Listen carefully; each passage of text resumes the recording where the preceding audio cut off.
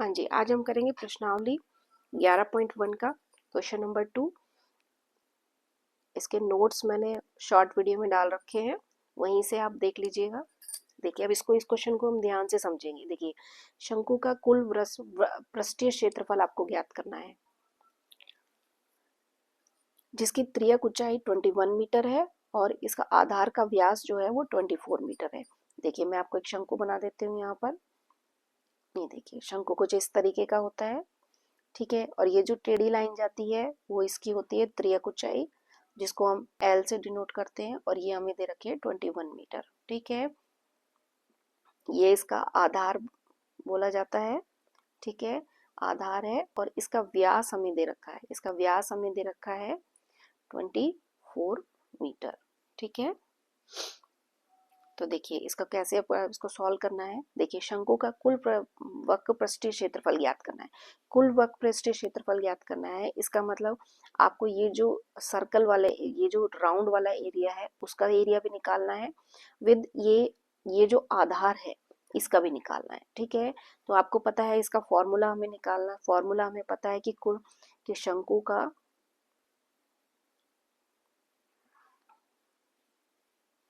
कुल पृष्ठीय क्षेत्रफल का जो फॉर्मूला होता है, देखिए एक तो इसका होता है पाई आर एल वक्र पृष्ठ का, ठीक है।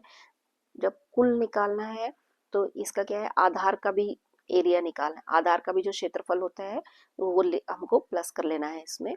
और आधार क्या है, आधार एक सर्कल है, ठीक है, आधार एक सर्कल है तो उसका होता है पाई आर स्क्वायर, ठीक है। ये फॉर्मूला याद करने का तरीका है, ठीक है। यहाँ जहां देखिए त्रियक ऊंचाई, आपको त्रियक ऊंचाई चाहिए एल, आपको दे रखी है 21 मीटर, ठीक है। और आर आपको चाहिए, आर होती है इसका आधार की जो होती है त्रिज्या होती है, ठीक है। तो आधार, आधार की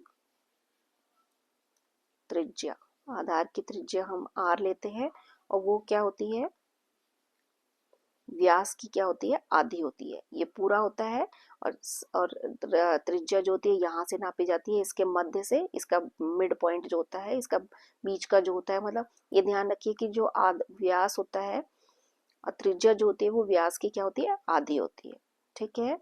और व्यास आपको दे रखा है 24/2, तो ये आपका आएगा 12 मीटर, ठीक है। और आपको समझ में, व्यास का आधा करना है आपको और मीटर निकालना, वो त्रिज्या निकालनी है, ठीक है। अतः अब देखिए क्षेत्रफल में आपको मान रखना है सिर्फ इसमें, देखिए पाई की जगह आप एक काम कीजिए, इसमें से पाई और आर कॉमन ले लीजिए, ठीक है। तो ये आएगा एल प्लस आर, ठीक है। ये कैलकुलेशन को सिंपल करने के लिए हमने किया है। इसमें क्या है पाई, इसमें क्या है, जो पाई आर है उसको हमने क्या किया, कॉमन ले लिया है, तो अंदर एक एल, इसमें से एल बचा है, इसमें से आर बचा है, ठीक है। देखिए पाई की जगह हम लिखेंगे 22/7, आर की जगह मैं लिखूंगी 12, जो कि हमने व्यास से निकाला है। एल हमें दे रखा है 21 और आर फिर हमें दे रखा है 12, ठीक है। देखिए इसको कैसे सॉल्व करना है, सिंपल सा है। पहले हम ब्रैकेट को सॉल्व करेंगे। ब्रैकेट में आपका 21 प्लस 12, तो ये आएगा 3, देखिए 2 1 3 होता है, 2 और 1 3 होता है, ठीक है। ये 12 है, सॉरी, ठीक है। अब आप देखिए इसको इसको इससे मल्टीप्लाई करेंगे, 24 एंड 2 24 एंड 26, ठीक है, मल्टीप्लाई 33 7, ठीक है। इसको जब आप सॉल्व करेंगे, इसको मल्टीप्लाई करेंगे और 7 से डिवाइड करेंगे, तो ये आपका आएगा,